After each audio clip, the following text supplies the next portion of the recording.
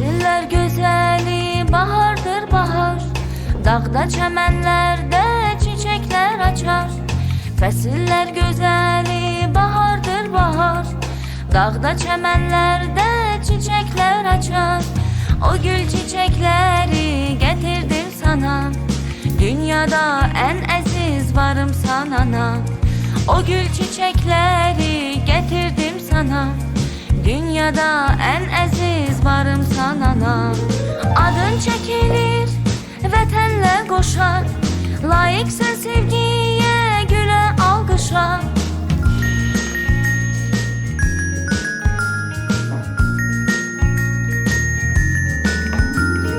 Adın çəkilir, vətənlə qoşar, layiqsən sevgiyə, gülə alqışa. Arzumdur anacan səni 100 yaşa,